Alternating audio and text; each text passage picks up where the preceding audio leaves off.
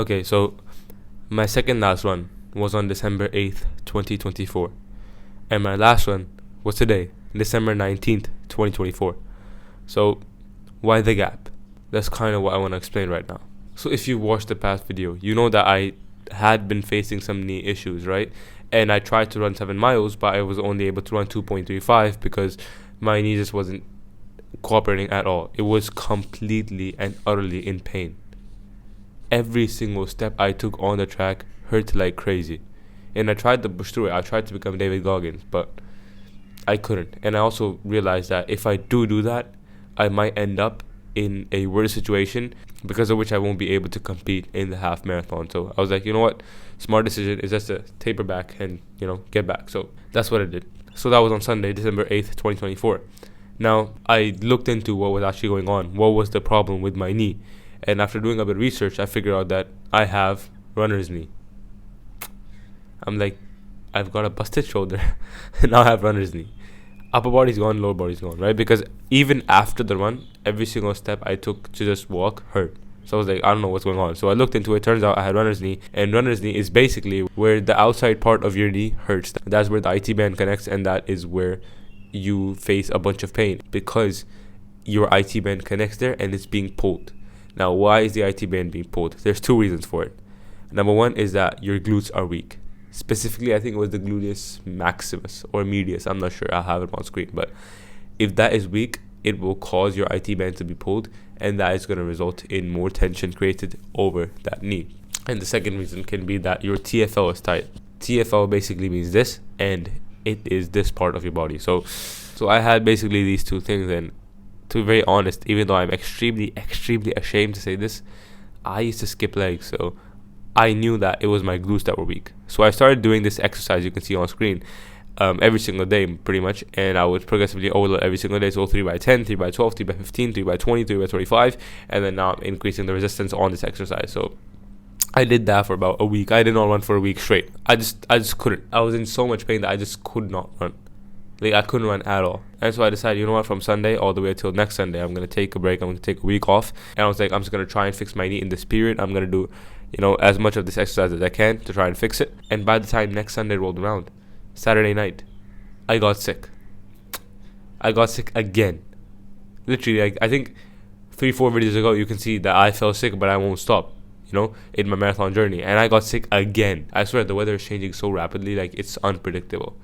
But anyway, I got sick. So Sunday I was sick, Monday I was sick, Tuesday I was sick, Wednesday I was decent, and now it's Thursday, and now is when I actually ran 3 miles. Yep, I ran 3 miles, and I did my lying side leg raises, as I like to call them, still every single day pretty much, apart from a few days here and there. And I felt confident because all of my knee pain was gone whilst walking, and I even tried to run a bit, whilst I was in my normal shoes, and it felt good. So I was like, I'm curious to see what's actually going to happen. And so I actually just came back like half an hour ago from a 3-mile run, and if I'm gonna be honest, it was pretty good. It was much better than expected. I thought that I was gonna face pain like as soon as I started running, or let's say, I don't know, 0.2, 0.3 miles in. But surprisingly, pain only occurred like 0.5 miles in. And thing is, right, the pain was just a 2 out of 10 or 3 out of 10 pain. It wasn't something crazy. It was just 2 out of 10, 3 out of 10, extremely little amount of pain, basically. Less than mild amounts of pain. So I'm super stoked about that. That means this has been working. That means my glutes were weak and I am finally now strengthening them. So now this area of my knee is not hurting as much. So whenever this pain will start coming in, I just start walking for like a little bit and then I start running again. So that's why Strava shows my pace as above 10.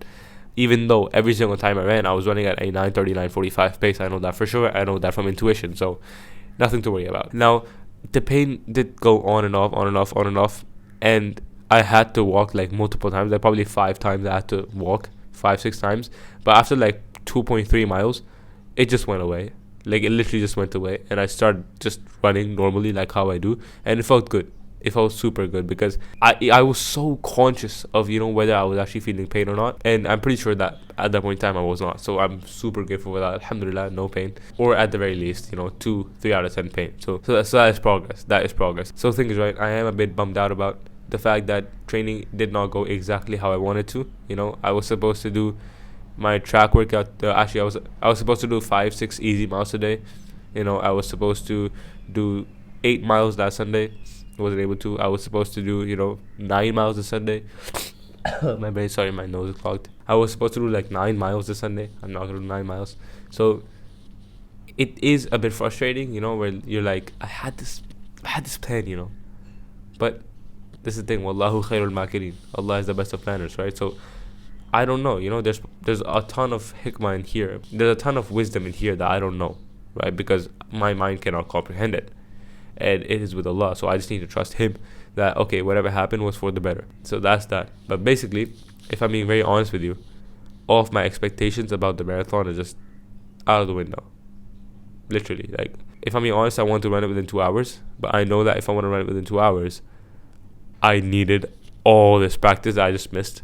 If I somehow trigger David Goggins mode on marathon day, that's different, but I don't really expect it. And another thing is that I don't even know if I'm going to get under 2 hour 15, 2 hour 10.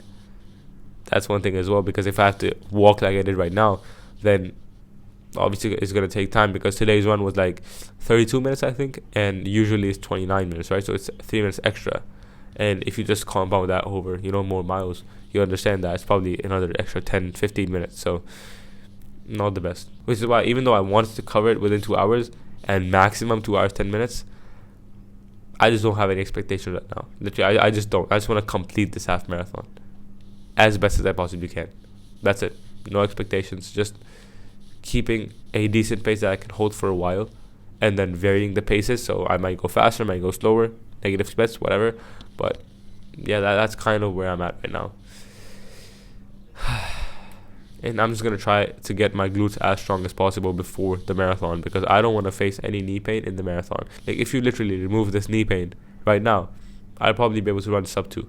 I'm pretty sure I'll be able to run sub 2 hours, because aerobically I feel completely fine. I genuinely feel easy. I genuinely feel chill aerobically.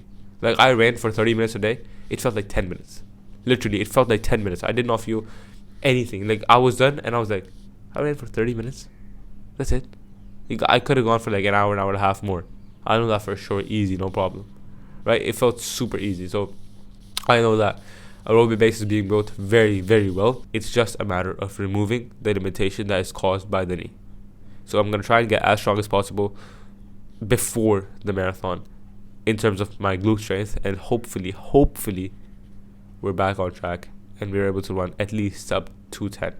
At least sub 210, inshallah. But yeah, man, it is what it is. That's life.